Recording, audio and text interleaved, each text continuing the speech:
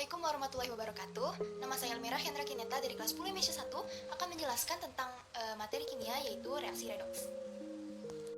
Baiklah, kita akan membahas tentang redoks atau reaksi redoks. Nah, seperti yang kita tahu, redoks adalah singkatan dari reduksi dan oksidasi. Nah, sebelum kita lanjut ke pelajaran berikutnya, kita harus mengenal dulu apa itu reduksi dan apa itu oksidasi. Nah, penjelasannya pun cukup mudah untuk dihafal. Nah, kita masuk ke reduksi. Kalau reduksi ini mengikat elektron dan melepas oksigen. Nah, contoh mengikat elektron. Nah, ini unsur Cl ditambah dengan elektron, dia akan membentuk Cl-. Karena di sini unsur Cl yang telah diikatkan dengan elektron, maka dia akan membentuk Cl-. Nah, lanjut ke pelepasan oksigen. Pelepasan oksigen berarti suatu senyawa dia akan melepas oksigennya. Contohnya 2SO3. Dia akan, jika dia melepas oksigennya, melepas satu oksigen, berarti dia akan membentuk 2SO3 ditambah O2. Terlihat di sini bahwa 2SO3 telah mengeluarkan atau melepaskan satu oksigennya agar seimbang. Gitu. Nah, dari kedua ini terlihatlah akibatnya bahwa jika elektron diikat dan melepaskan oksigen, maka biloxnya akan turun atau terjadi penurunan pada bilox atau bilangan oksidasi. Nah, kita akan lanjut ke oksidasi. Nah, oksidasi ini bisa dibilang kebalikan dari reduksi. Nah, jika di reduksi itu mengikat elektron, maka di oksidasi dia akan melepas elektronnya. Contohnya Na, unsur Na yang melepas satu elektronnya menjadi Na+. Nah, jadi di sini dapat dilihat bahwa unsur Na akan melepas satu elektronnya menjadi Na+ dan elektronnya. Jadi dia akan melepas elektronnya ke udara gitu. Nah, selanjutnya pengikatan oksigen. Kalau di reduksi dia akan melepas oksigen, berarti di oksidasi dia akan mengikat oksigen. Ingat aja, berarti kalau misalnya oksidasi berarti dia akan mengikat oksigen. Contohnya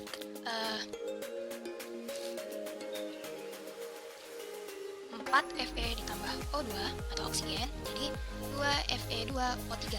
Nah, terlihat ya bahwa pada sisi kiri dia akan berikatan dengan oksigen. Unsur Fe akan berikatan dengan oksigen yang menjadi 2Fe2O3 yang sudah berikatan dengan oksigen tadi.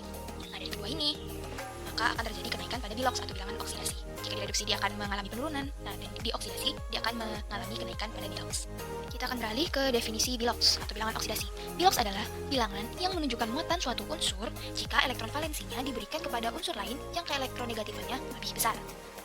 Nah, setelah kita tahu definisinya, maka kita akan beralih ke aturan-aturan yang ada pada bilox. Contoh aturan yang pertama yaitu unsur bebas atau diatomic bilox sama dengan 0. Nah, unsur bebas itu apa? Diatomic bilox itu apa? Nah, unsur bebas itu contohnya adalah Ne atau Cu, Fe, Na. Pokoknya unsur bebas itu satu unsur yang tidak terikat oleh apapun dan dia cuma berdiri sendiri gitu, cuma satu. Ne, Cu, Fe, Na itu kan dia tidak berikatan dengan apapun, makanya disebut unsur bebas. Nah, kalau diatomic bilox itu bisa dibilang dia itu molekul unsur atau unsur yang dia berikatan dengan diri dia sendiri. Contoh O2 atau N2, Br2, O2. Nah, berarti bilox dari unsur bebas atau diatomik seperti Ne, Cu, O2, dan N2 itu biloxnya sama dengan 0. Nah, kita akan masuk ke contoh aturan bilox nomor 2 yaitu bilox unsur H pada senyawa logam sama dengan +1. Namun apabila berkaitan dengan senyawa non-logam, biloxnya adalah -1. H2O. H2O. Maka H di sini dia memiliki bilox +1 karena dia berikatan dengan senyawa logam. Nah, tapi kalau misalnya dia berikatan dengan senyawa non-logam, ini logam ya. Ini senyawa logam. Berarti yang satunya kita berikatan dengan senyawa non-logam. Contohnya NaH. H di sini tidak berikatan dengan senyawa logam, melainkan dengan senyawa non-logam. Maka H di sini biloxnya adalah +1. Senyawa non-logam. Nah, terakhir ke bilox yang ketiga yaitu bilox unsur O dalam senyawa peroksida sama dengan -1. Namun apabila berkaitan dengan senyawa non-peroksida, biloxnya adalah -2. Contoh yang berkaitan dengan senyawa peroksida yaitu H2O2 ya. H2O2 dan BaO2. BaO2. Nah, ini berarti senyawa itu ya. Senyawa peroksida. Nah, berarti karena O di sini berikatan dengan senyawa-senyawa non peroksida, senyawa peroksida, berarti O di sini biloxnya adalah -1. O di sini juga -1 karena dia berikatan dengan senyawa peroksida. Nah, yang keempat ada unsur logam dalam senyawa selalu positif. Nah, khusus untuk golongan 1A, 2A, dan 3A itu memiliki bilox yang berbeda-beda. Contohnya, golongan 1A ada Li, Na, K, dan seterusnya. Maka biloxnya sama dengan +1. Nah, berarti untuk golongan 1A seperti Li, Na, K, dan seterusnya, biloxnya adalah +1. Contoh yang golongan 2A itu Ca, terus ada Be, ada Mg, dan seterusnya, maka biloxnya sama dengan +2. Nah, terus ke golongan 3A, contohnya Al, maka biloxnya sama dengan +3. Nah, selanjutnya kita akan masuk ke aturan selanjutnya, yaitu bilox unsur pada golongan 6A pada senyawa biner yaitu adalah -2. Nah, sedangkan bilox unsur pada golongan 7A pada senyawa biner yaitu -1. Nah, sama seperti tadi golongan 1A, 2A, 3A, antar golongan dia memiliki bilox yang berbeda-beda. Jadi kita harus ingat apa unsur-unsur yang ada pada golongan itu sehingga kita bisa mengingat apa biloxnya gitu. Contoh golongan 6A S. Berarti kalau dia membentuk senyawa menjadi Na2S, maka S-nya sama dengan senyawa itu, biloxnya yaitu di sini -2 gitu. Karena dia membentuk senyawa biner. Nah, kalau yang di bawahnya golongan 7A, contohnya adalah Cl. Contohnya adalah Cl, berarti jika dia berikatan dengan unsur lain, contoh NaCl. Nah, kalau NaCl berarti Cl di sini dia memiliki bilox -1. Otomatis Na-nya adalah +1, jadi sama dengan 0 gitu. Nah, kan kita akan masuk ke selanjutnya, yaitu total bilox dalam senyawa sama dengan 0. H2SO4. Nah, karena dia tidak ada muatan di dalam satu senyawa ini, berarti total biloxnya sama dengan 0. Nah, ini cara menjabarkan menjabarkan biloxnya.